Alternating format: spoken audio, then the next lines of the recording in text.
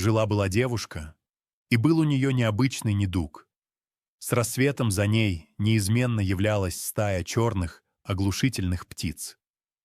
Эти птицы не клевали ее, но вились беспрестанно вокруг, наполняя воздух хаотичным грохотом, треском и пронзительным карканьем.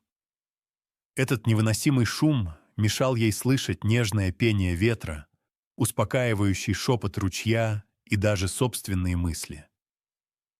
Девушка пыталась то бежать от этой назойливой стаи, что лишь утомляло ее, то кричать на птиц, отчего те становились еще громче и агрессивнее. Однажды, выбившись из последних сил, она в полном отчаянии опустилась на землю у самого края леса, чувствуя себя совершенно истощенной. И вместо того, чтобы вновь пытаться заткнуть уши или прогнать их, она сделала нечто совершенно немыслимое. Она просто перестала сопротивляться. Она закрыла глаза и начала внимательно вслушиваться. Не в сам оглушительный шум, а в то, что скрывалось глубоко за ним. Она различала голоса каждой птицы по отдельности. Этот кричал о прошлых обидах, тот — о страхах перед будущим, а третий — о глубоких сожалениях.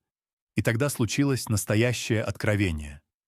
Девушка медленно поднялась и, больше не убегая, повернулась лицом прямо к стае. Она посмотрела на самых шумных птиц и тихо, но твердо сказала: «Я вижу вас. Я вас слышу».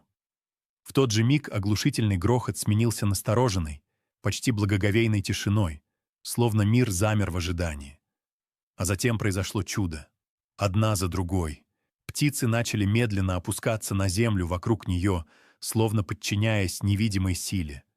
Их глянцевое черное оперение коснулось почвы и стало растворяться, превращаясь в густую плодородную тень, обогащающую землю. И на этом месте, где раньше был хаос, проросли первые ростки молчаливой мудрости и нового понимания.